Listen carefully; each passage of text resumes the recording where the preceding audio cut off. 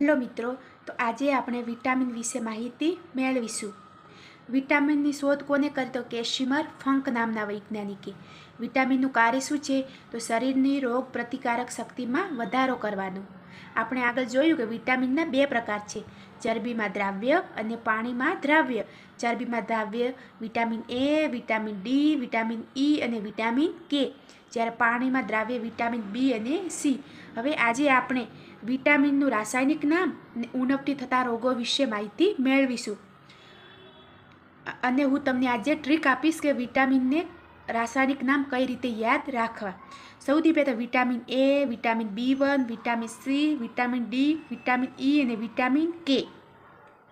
તો એની ટ્રીક છે રથ એક ટ્રોફી. શું છે? રથ એક ટ્રોફી. ર એટલે રેટિનોલ, થ એટલે થાઇમિન, એ એટલે એસ્કોર્બિક એસિડ, ક એટલે કેલ્સીફેરોલ, ટ્રો એટલે ટ્રોકોફેરોલ, ફી એટલે ફિલોક્વિનોન. ફી એટલે ફિલોક્વિનોન.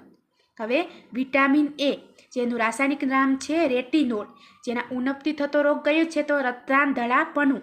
રતાંધળાપણું જે આંખ માટે છે, જેના કારણે આંખો લાલ થાય છે. B1 એટલે કે થાઇમિન, એનાથી કયો રોગ થાય? તો બેરી, જે રુધિર અને સ્નાયુમાં થાય. વિટામિન સી, એનું રાસાયણિક નામ છે એસ્કોર્બિક એસિડ, જેના ઉણપથી થતો રોગ છે સ્કર્વી, જે દાંત અને પેઢા માટે. વિટામિન ડી એટલે કે કેલ્સીફેરોલ. શું? વિટામિન ડી કેલ્સીફેરોલ, જેનાથી સુક્તાન અથવા રિક્રેટ્સ, જે હાડકા માટે છે. વિટામિન ઈ ટોકોફેરોલ, જેનાથી કયો રોગ થાય? તો વેંધત્વ અથવા નપુંસકતા, જે એક પ્રકારનો જાતીય અંતઃસ્ત્રાવ છે. અને વિટામિન કે એટલે ફિલોક્વિનોન, હિમોફિલિયા એટલે કે રુધિર ન જામે. એના કારણે શું ન થાય? રુધિર ન જામે. એનાથી કયો રોગ થાય? હિમોફિલિયા. તો તમારે આ બધા રોગો યાદ રાખવાના અને તેના રાસાયણિક નામ પણ યાદ રાખવા. અને તેની શું ટ્રીક છે? તો રથ એક ટ્રોફી. રથ એક હવે વિટામિન બી. તો વિટામિન બી એટલે બેરી, એનાથી કયો રોગ થાય? બેરી. તો હવે આપણે vitamin B2, vitamin B3, vitamin B5, vitamin B6, vitamin B7, vitamin B9 અને વિટામિન B12 વિશે માહિતી મેળવીશું. એની ટ્રીક કઈ છે જેનું રાસાયણિક નામ યાદ રાખવાની? તો રાની પેરી બાફસાયા. રાની પેન્ટ પેરી બાફસાયા. આ તમારે 10 થી 15 વાર બોલવાનું, એટલે તમને યાદ રહી જાય. રા એટલે રાઇબોફ્લેવિન, ની એટલે નિયાસિન, પેન્ટ એટલે પેન્ટોથોનિક એસિડ, પેરી એટલે પાયરોડોક્સિન, બા એટલે બાયોટીન, ફ એટલે ફોલિક એસિડ, સા એટલે સાયનોકોબાલ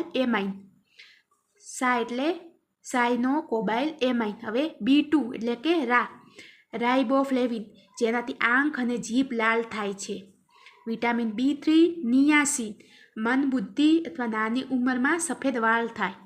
B5 પેન્ટોથોનિક એસિડ, જેનાથી પેલાગ્રા થાય. B6 એટલે કે પાયરોડોક્સિન, જેનાથી એનિમિયા એટલે કે પાંડુ રોગ થાય. B7 બાયોટીન, જેનાથી લકવો થાય.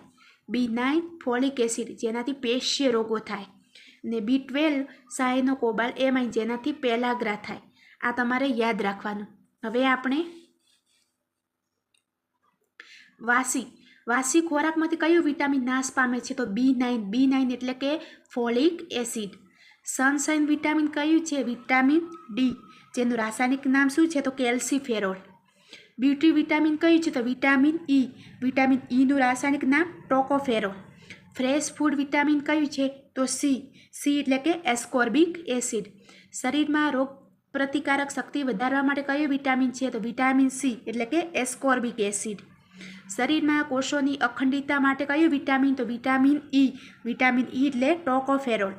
શરીરમાં થતી જૈવ રાસાયણિક પ્રક્રિયાઓ માટે કયું વિટામિન? તો વિટામિન બી. વિટામિન બી એટલે કે થાઇમિન. અને ચયાપચયની ક્રિયા દ્વારા ઉત્પન્ન થતું વિટામિન? તો વિટામિન કે. વિટામિન કે એટલે ફિલોક્વિનોન. હવે આપણે વિટામિન એ, તો ગાજર અને આમળા ખાવાથી વિટામિન એ મળે. વિટામિન બી, ધાન્ય પાકો ખાવાથી વિટામિન બી મળે. વિટામિન સી, ખાટા ફળો અથવા સાઇટ્રસ ફળો ખાવાથી વિટામિન સી મળે. વિટામિન ડી, કોઈ પણ દૂધની બનાવટ અથવા ઈંડામાંથી આપણે વિટામિન ડી મળે. વિટામિન ઈ માછલીના તેલમાંથી વિટામિન ઈ મળે, અને વિટામિન કે જે ટામેટા અને બીટમાંથી આપણને વિટામિન કે મળે. તો તમારે વિટામિનની અંદર રાસાયણિક નામ અને તેના ઉણપથી થતા રોગો યાદ રાખવાના.